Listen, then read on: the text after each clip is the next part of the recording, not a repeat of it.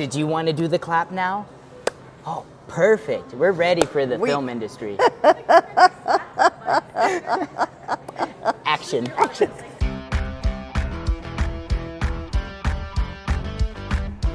Hello, Cardinals.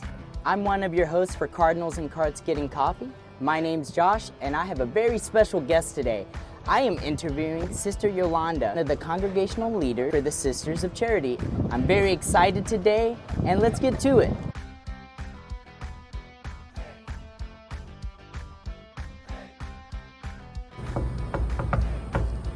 Hello. Hello, it's so nice to meet you. You must be Joshua. Ready to get caffeinated? I am ready. Always ready Perfecto. for coffee.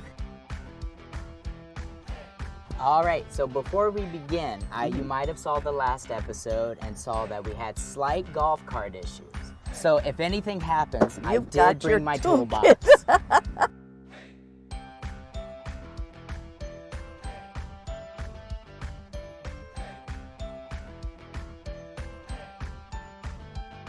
So, where shall we start? Well, Sister Yolanda, I want to thank you for joining me here today to Cardinals in Cards Getting Coffee. I was really happy when I was invited to participate. Was it because of the free coffee? That did it. That was a plus. That's how you can get me to attend anywhere. That's right. That's right. And speaking of coffee, what is your coffee order? Mine is a latte.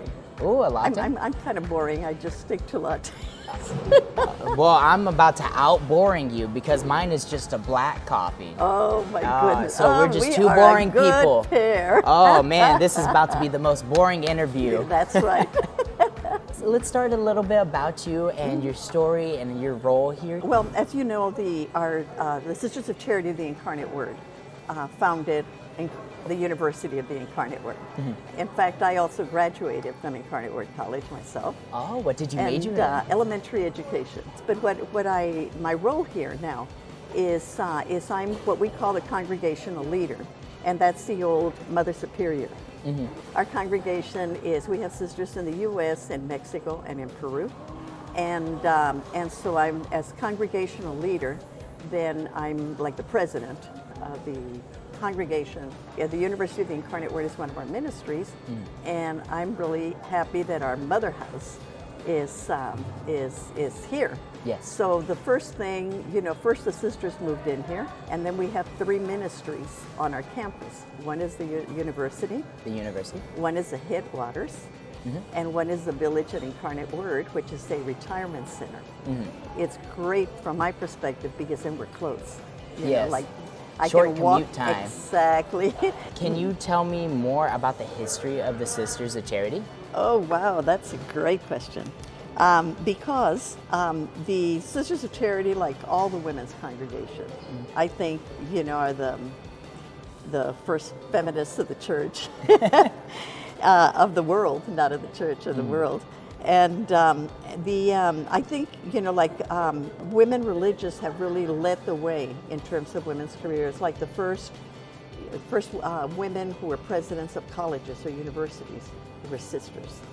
The first administrators or CEOs of hospitals were sisters. So I always have the sense that as being a sister is like, first of all, just being in the company of a group of other women who want to change the world. We are what they call an apostolic order, and that means that we're not contemplative, so we're not like in a monastery.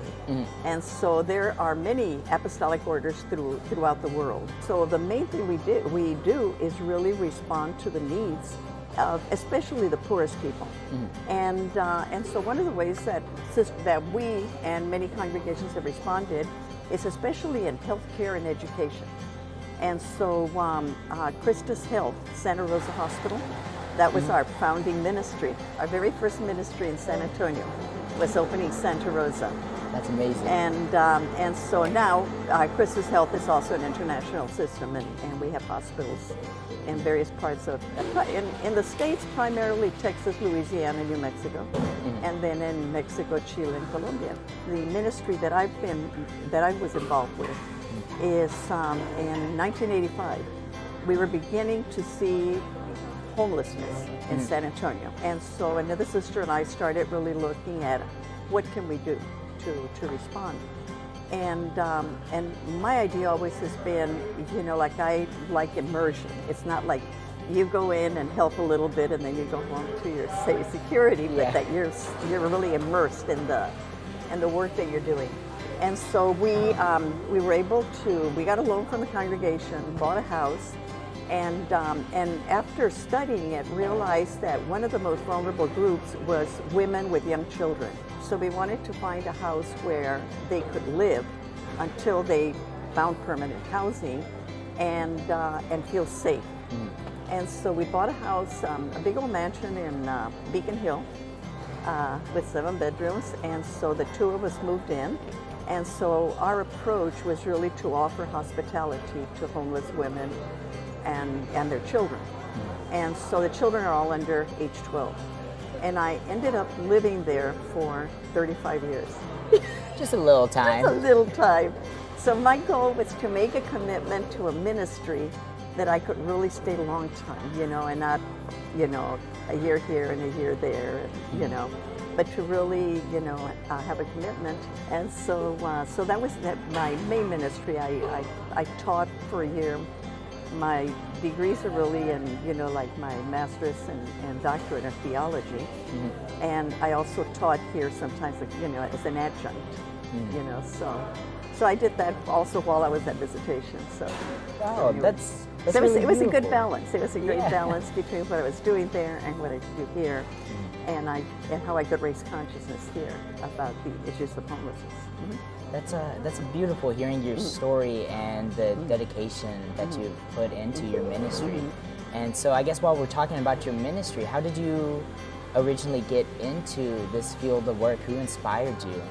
I think the inspiration was in the 1980s when I was studying theology. It was like I studied liberation theology, and liberation theology and feminist theology, which we came to call mujerista theology, of looking at liberation theology from a feminist perspective as a Latina. Oh, okay. So a lot of my focus was, what can I do for women that are, and especially women of color, who are always the most vulnerable population any place in the world. It's so intriguing to see about the development of the Sisters of Charity and recognizing the needs in the community and acting upon that. Right. And I guess I have a question for you is, throughout the Sisters of Charity, what is one thing that you want the UIW student population to know or have a remembering image about the Sisters of Charity? You don't have to be in the congregation, you don't have to be a sister to do what we do. And that the whole focus, you know, like with having a university like this, is that in addition to the degree, we hope that everybody goes out with a real mission view and a mission perspective, and that we are really preparing people to serve society. Part of our mission was really to prepare other people. Yes. So I think, you know, there should be a marked difference with students that graduate from this university. There should be a marked difference that should be visible and tangible. And so, you know, it'd be as strong as wearing a habit. You got to pick up the habit of of always looking for the opportunity for service. So a popular tradition around Easter time is Easter egg hunting. Right. Well, it was pretty tough. I had to talk to some friends, but I have a little Easter basket for you. And it's just some questions. That way the audience and all the community members are able to get to know you. What a great way. Oh, here's a good one. Are you a morning person or a night owl? Oh, God, a night owl. A night owl. And it's so hard when you live in the world with normal jobs. I'm a morning person. Oh, lucky so you. as a coffee barista Yeah. too, you kind of have to be. Yeah. But if you're sending me an email at 10 p.m., I'm asleep. Oh my gosh, you're so lucky.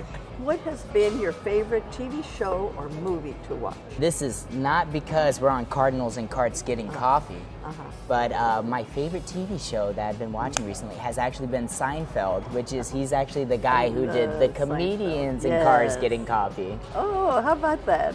There was one on PBS that I really liked it, and again, it says something about me. It was what is it? It was about nuns. Surprise! The You were midwife. predestined for Called the it. midwife. Well, thank you. I really appreciate all Well, that you have shared with us. And thank so you. I think to solidify that the episode has come to a close, would you like to clink our glasses together? Cheers. Clink. Clink.